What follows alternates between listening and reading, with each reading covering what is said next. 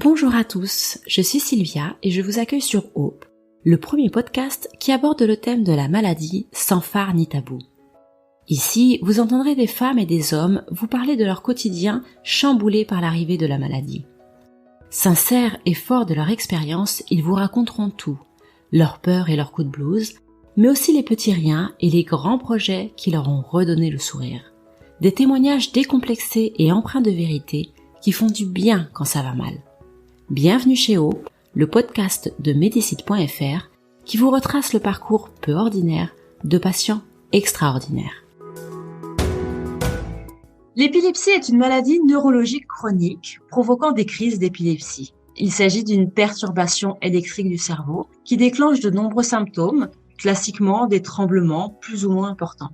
Environ 50 millions de personnes vivent actuellement avec l'épilepsie dans le monde. En France, c'est 600 000 personnes qui en sont atteintes selon l'INSERM. La moitié d'entre elles est âgée de moins de 20 ans. Chez les patients diagnostiqués, un tiers ne trouve pas de traitement efficace. Alors pour en parler aujourd'hui, j'ai le plaisir de recevoir Justine. Bonjour Justine, ravie de te rencontrer. Moi-même. Donc Justine, tu as 25 ans, c'est bien ça? Oui. Alors dis-moi, tu avais quel âge quand la maladie t'a été diagnostiquée? J'avais 17 ans. D'accord, donc effectivement, tu fais partie de la moitié de la population qui avait moins de 20 ans. Et quels ont été les symptômes? Il n'y avait pas de symptômes apparents. Je me suis levée en fait un matin, donc c'était le 24 décembre, donc beau cadeau de Noël. Et je me lève et je prépare mon petit déjeuner et là, bim, je me réveille. Je vois les pompiers autour de moi, je comprenais pas. Parce que quand on fait une crise, on se réveille, on est complètement paumé. On la sent pas venir, la crise? Non, d'accord. J'étais jamais sentie venir moi mes crises généralisées. Du coup, je me suis retrouvée avec les pompiers complètement dans le gaz et j'ai passé donc la journée à l'hôpital et j'ai dormi là-bas. Et donc c'est après cette première crise qu'on t'a diagnostiqué la maladie? Alors non, parce que on ne devient pas épileptique dès la première crise, mais à la seconde. D'accord. Donc quand j'ai fait ma deuxième crise, c'était en classe, donc c'est là que j'étais diagnostiquée épileptique. D'accord. Et c'était longtemps après ta première crise? On va dire 3 semaines. D'accord. Oui, 2 semaines, 3 semaines, après. je sais plus, ouais. Ok. Donc là, tu as eu, j'imagine, une batterie d'examens? Alors j'ai pas fait un deuxième IRM parce que dans le premier IRM que j'avais fait, on a vu qu'il n'y avait pas de tumeur ou un problème dans le cerveau, et heureusement. C'est juste, en fait, on a vu au tracé de l'EEG, donc l'électroencéphalogramme, qu'il y avait quand même des problèmes, des traits qui étaient pas du tout bons. Du coup, là, on a bien vu donc que j'étais déclarée épileptique et malgré les médicaments qu'ils m'ont donnés, aucun n'ont fait effet. D'accord. Donc, c'était une épilepsie pharmacorésistante. Et il y avait déjà eu des cas d'épilepsie dans ta famille ou tu étais le premier? Non, pas du tout. D'accord. Donc, vous étiez vraiment dans l'inconnu, là. En fait, la neurologue qui m'a suivie, en fait, on a constaté que moi, j'ai un frère jumeau. Oui. Et à ma naissance, il y a eu un problème entre nous. Il y a eu 20 minutes d'écart. Donc, j'ai eu un manque d'oxygène entre les deux parce que je suis la deuxième à être sortie. Oui. Et on pense que c'est à cause de ça, en fait, que D'accord. j'ai eu un manque d'oxygène et ça peut qu'être lié à ça. Du coup, comment est-ce que tu l'as vécu quand on t'a annoncé le diagnostic?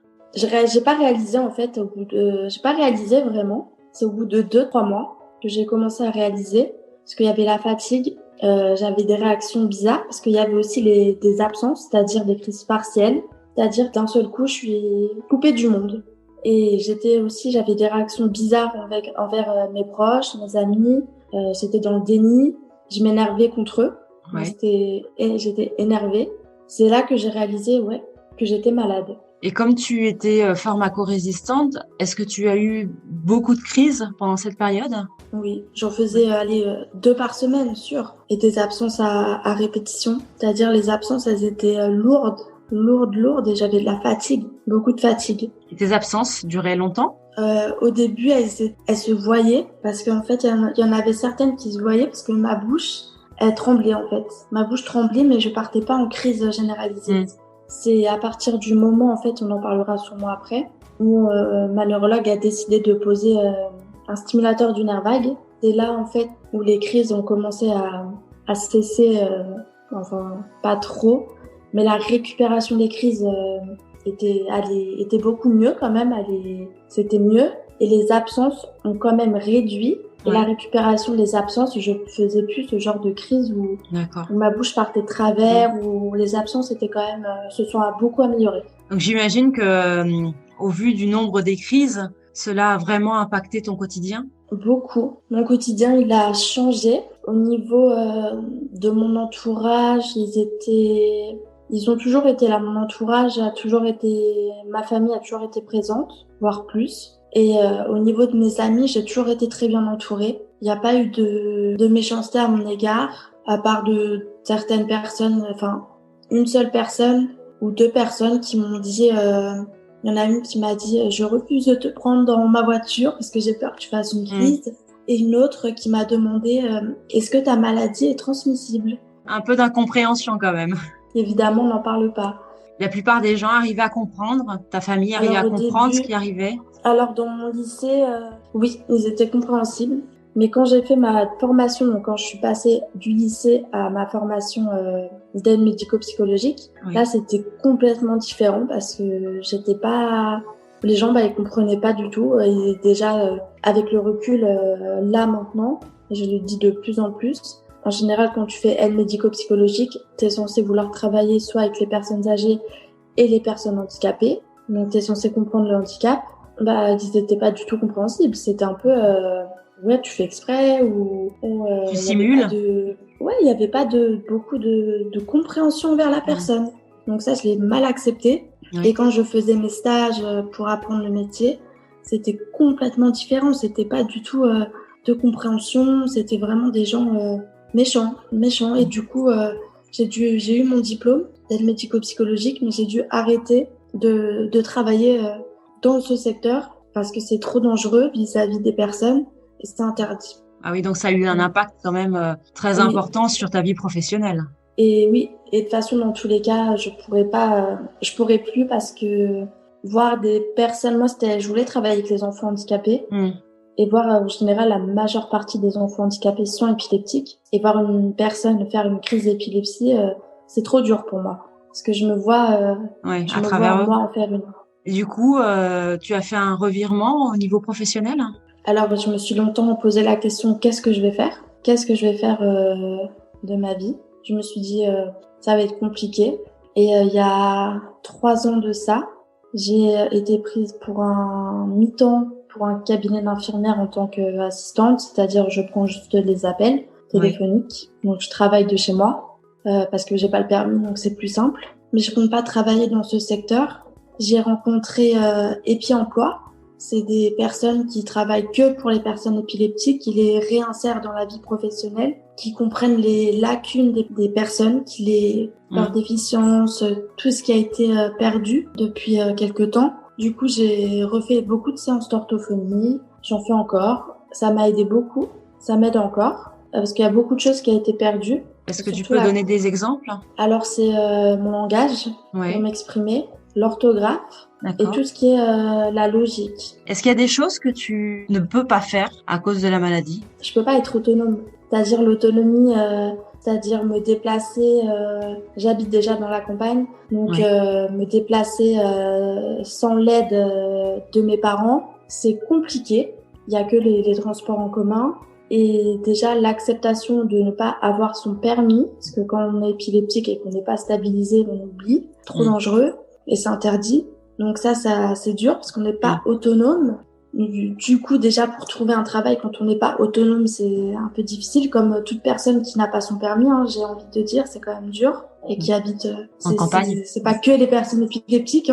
Donc, pour en revenir à ce que je veux faire pour les séances d'orthophonie, je travaille beaucoup donc tout ce qui est orthographe, c'est-à-dire la conjugaison, donc mon langage, c'est-à-dire parler à une personne sans avoir peur, sans avoir des bugs, on peut dire. D'accord. Par exemple, là, la conversation que l'on a, c'est quelque chose qui pour toi est difficile à mener? Des fois, mais ça va mieux qu'avant. C'est mieux qu'avant. Et au niveau de la logique, clairement, j'abandonne. Tout ce qui est mathématiques, j'abandonne parce que pour moi, c'est complètement difficile et pour moi, ça serait perdre mon temps, surtout avec ce que je veux faire, pour plus tard. Donc, je préfère apprendre, me projeter plus dans tout ce qui est orthographe, conjugaison et mon langage, comme ça, c'est fait. D'accord. On n'en parle plus. Tu as eu le sentiment, en fait, de devoir réapprendre des choses que tu avais apprises déjà petite? Oui. Alors au début, ça a été très dur d'accepter Oui, que je j'imagine. refasse beaucoup de séances d'orthophonie. Je me suis dit, mais c'est pas possible à 25 ans, t'as 21 ans, 22 ans, je sais plus, que je vais refaire des séances d'orthophonie. Je me suis dit, c'est pas possible, je vais refaire des séances. Et après, au final, j'ai vu que ça m'aidait beaucoup. Donc, je continue. Et ouais, ça m'aide énormément. Après ça, on a refait un deuxième bilan avec Epi Emploi. Et j'avais pour but de faire standardiste. Et ils m'ont dit que ce serait pas possible, entre guillemets, parce que je fais encore des absences, donc des crises partielles. Et de là, je me suis dit, ok, donc j'ai pris une gifle dans la figure. Je me suis dit, oh là là, ça va être, ok. Alors Compliqué. pour moi, et voilà, et mes proches, et mon entourage, et même à la fondation, où je fais beaucoup de bénévolat, ils m'ont dit, mais t'es largement capable de répondre au téléphone. Enfin, ils étaient tous abasourdis. Et même mes amis m'ont dit, mais Justine, c'est pas possible, t'es largement capable de faire ça. Du coup, j'ai rencontré une autre personne qui est psychologue pour une autre boîte, si on peut appeler ça comme ça, qui aide toutes les personnes qui ont un problème neurologique, pas que pour les personnes épileptiques, à se réinsérer dans les voies professionnelles et pour accepter la maladie, parce que je l'ai pas encore acceptée totalement.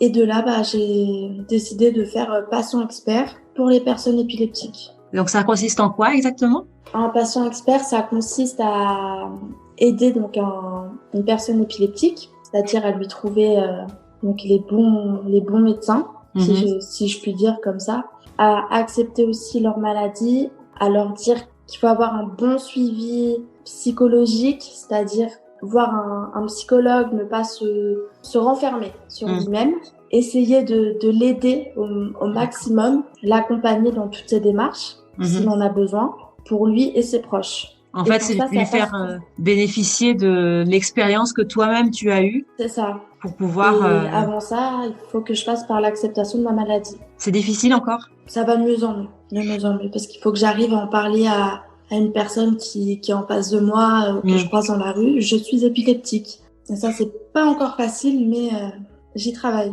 J'imagine que tu as dû rencontrer de grands défis au cours de ton parcours. Et quels sont-ils? Alors, les grands défis que j'ai pu rencontrer, le plus grand défi, ça a été celui, je dirais, il y en a un surtout, ça a été d'accepter au tout début, de prendre un traitement, c'est-à-dire un traitement qui marche pas. Parce que quand on a 17 ans, 18 ans, on prend un cachet et on continue à faire des crises, mais c'est pas possible, c'est pas possible. Je disais à mes parents, mais je vais pas continuer à prendre un traitement et je guéris pas.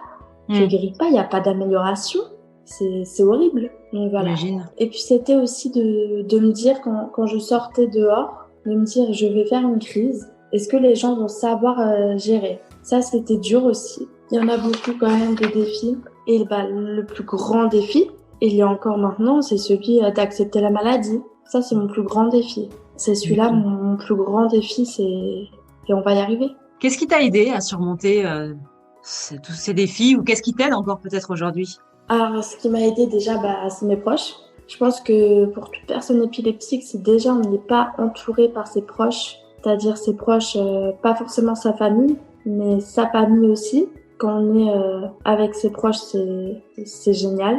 Ses parents, quand on a des parents à côté de nous, c'est top. Et des bons amis, parce que j'ai pas eu vraiment de bons amis dans le passé. Je m'en suis rendu compte il y a 3 ans. Et j'ai rencontré une autre amie qui m'a poussée à faire plus de choses encore pour la fondation. C'est-à-dire partager encore plus de choses sur les réseaux sociaux et m'engager à fond, mais vraiment à fond dans la fondation. C'est-à-dire qu'avant, je faisais juste des témoignages pour cette fondation et maintenant je fais beaucoup plus de choses. D'accord. C'est quoi ça, la fondation? Donc c'est une fondation française pour la recherche sur l'épilepsie. C'est une fondation qui ne vit que par les dons des personnes. Donc on fait beaucoup de choses, c'est-à-dire qu'ils organisent donc des colloques, des dîners caritatifs. Enfin, ils organisent des événements pour récolter des fonds donc via les réseaux sociaux, en créant des actions, c'est-à-dire pour le Purple Day, on avait mis des tirelires chez les commerçants, comme les pièces jaunes. Ça avait beaucoup marché. Et donc toi, tu t'investis Mm. davantage dans la fondation, c'est bien ça? Exactement. Toutes les années, il y a une course des héros qui est organisée. Et le but, c'est que c'est à partir des réseaux sociaux. C'est une course où en fait, on doit récolter 200 € par personne. C'est-à-dire que tous les bénéfices sont récoltés pour la fondation. Et tout cet argent est remis et on vit, la fondation vit grâce à ça. Ensuite, cette fondation est aussi là pour aider les familles et les patients. Donc, si les patients appellent et qu'ils veulent un renseignement pour trouver un bon neurologue ou faire appel à quelqu'un pour les aider, ils peuvent les rediriger via ces personnes. Du coup, toi, aujourd'hui, quels sont tes projets actuels? Alors, mes projets actuels aujourd'hui, c'est de devenir patient expert. Donc, pour ça, je devrais débuter une formation début octobre prochain. Donc avant ça, je travaille là-dessus. Je me renseigne encore plus sur cette formation pour savoir bien ce que c'est, pour pas arriver là-bas et c'est super, je commence ça.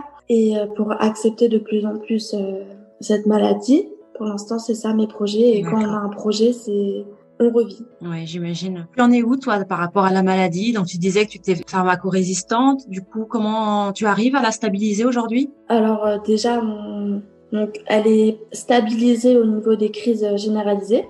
Parce qu'on a trouvé il y a 3 ans, ma neurologue a décidé de mettre en place un traitement qui a stoppé les crises généralisées. Donc, ça a été un miracle. Et du coup, mais ça a stoppé les crises généralisées, mais ça a déclenché des absences, toujours qui sont présentes, mais totalement différentes. C'est-à-dire que j'ai l'impression que ma tête se cogne dans le mur. En fait, je suis passée de stopper les crises généralisées à des absences mais super violentes. Et elles sont récurrentes, ces absences? C'est-à-dire, déjà, j'en ai une tous les matins en me levant. Je comprends pas. Dans la journée, j'en fais, mais quasi rarement. C'est très, très rare. C'est très, très rare. Franchement, non. Franchement, la journée, non. C'est vraiment rare. Mais c'est tout le temps le matin, une violente. Et la nuit, on fait, une fois par an, on fait un EEG sur 24 heures. C'est-à-dire que je vais à l'hôpital, ils me posent un EEG, et je retourne le lendemain, et on fait le bilan. Et on voit que toute la nuit, mon cerveau a des absences. C'est-à-dire que la journée, il y a 0 absence, mais la nuit, j'ai des absences. C'est tout le temps. Et du coup, on voit que c'est pour ça aussi que ça entraîne de la fatigue pour le lendemain. Oui, bien sûr. Oui, parce que tes nuits sont pas reposantes. Voilà. Mais j'ai quand même la chance parce que le traitement, le nouveau traitement que j'ai, c'est, moi, j'ai des effets secondaires, c'est un excitant. D'accord. Du coup, ça t'aide sinon, je tiendrais pas trop. Ouais. Mais j'ai quand même, j'ai une fâcheuse tendance à vouloir dormir le matin. Donc, on comprend effectivement. Mais j'ai pris le rythme il y a quelque temps de me lever plus tôt. Alors, je vois que tu as un beau tatouage qui est un petit clin d'œil en plus, puisque c'est Hope, comme le titre de notre podcast. Tu l'as fait suite au diagnostic de ta maladie? Oui, alors personne m'a donné l'idée. Je me suis dit, pourquoi pas, je devais avoir 18 ans quand je l'ai fait. Je me suis dit, allez, pourquoi pas te le tatouer. Je me suis dit, et pourtant, j'ai jamais cru à la guérison ou quoi que ce soit. Je me suis dit, pourquoi pas le faire. Et je l'ai fait et on commence progressivement, on va dire, parce qu'il y a 3 ans quand même, ça s'est stoppé, les crises. Mais si je prends pas ne serait-ce une seule fois par jour, un jour je l'ai oublié, le soir j'ai fait ma crise. C'est un message, c'est un rappel pour toi? Pour moi, c'est quand même l'espoir, faut toujours y croire, même si parfois il y a des rechutes où je pète un câble. Des fois je me dis c'est pas possible. Il y a eu souvent des gros passages à vide, même pour toute personne, hein. Mais il y a eu des gros passages à vide où je me disais mais c'est pas possible, qu'est-ce que tu vas faire de ta vie, les autres ils sont normaux, toi t'es là, tu vas jamais t'en sortir, enfin c'était dur. Et maintenant ça va quand même, depuis 1 an, ça va mieux. Parce que je me suis déjà dégagée des personnes nocives il y a 3 ans, et excusez-moi du terme, quand on dégage ces personnes-là, on peut qu'aller mieux. Et j'ai changé grâce à ça. Et je pense que pour toute personne épileptique, si on garde que les personnes nocives, on peut pas avancer dans sa vie. Tu aurais un conseil à donner aux autres personnes qui nous écoutent? Ça serait d'avoir un objectif, même si c'est difficile, de pas perdre espoir, de garder la tête haute. Moi, je suis passée par là. Je peux pas dire que c'est facile parce que je suis passée par ces étapes-là, hein. C'est bizarre de pas vouloir faire ça pour, par exemple, pour la fondation, de pas vouloir. Et après, il y a une fille qui a dit, mais Justine, t'étais comme ça avant. J'ai dit, ah oui, c'est vrai, j'étais comme ça. Je refusais de faire des choses. Alors, on voit que quand même, je progresse. Et je pense qu'il faut avoir un but dans sa vie, ne serait-ce que d'aider. Juste aider à faire des petites choses. Et surtout avoir un bon suivi médical. Parce que je suis passée par là pendant 1 an à avoir un neurologue, mais très nul. Et une fois qu'on a un bon suivi médical, là, on peut que partir déjà sur un bon espoir. Même si on n'est pas stabilisé. Déjà, on ne guérit pas de l'épilepsie, on n'est que stabilisé. Si on n'a pas un bon suivi médical, on peut pas aller mieux. On peut pas croire à une future stabilisation. Et surtout avoir un bon suivi psychologique. Pour moi, si on n'a pas de suivi psychologique, faut passer par là. Il faut avoir un suivi psychologique. C'est important d'être bien entouré. C'est trop bénéfique. Oui, il faut pas le rejeter. Proches, on a nos proches, mais nos proches, eux aussi ont besoin d'évacuer. Les proches sont là, les amis sont là, mais un psychologue aide énormément. Et j'ai aidé une personne épileptique en lui disant il faut que tu ailles voir un psychologue. Tes parents sont là, mais il faut aussi. Faut pas avoir honte d'avoir ce suivi-là, en fait. Faut accepter qu'on a besoin d'aide. Voilà, la personne m'a dit, mais qu'est-ce que je vais dire aux gens? Mais les gens n'ont pas à savoir. Les gens, moi, personnellement, je m'en fiche, mais tu n'es pas obligé de dire, tu vas voir un médecin. Et quand bien même, il y a beaucoup de personnes qui vont voir un psy qui sont pas épileptiques, on s'en fiche. Ça fait du bien. Ça fait du bien. Je pense que quand on est malade, on a besoin d'aller voir un psy pour en parler. On a besoin. En tout cas, merci beaucoup pour ton témoignage. Je te souhaite bon courage dans ta future formation. Merci. Je pense que tu seras un très bon patient expert parce qu'effectivement, ton expérience sert et va continuer à servir. Donc, je te souhaite vraiment bonne chance. N'hésite pas à nous donner des nouvelles. Et puis, on sera ravis de voir ton évolution. Merci. Merci Justine. À bientôt. À bientôt.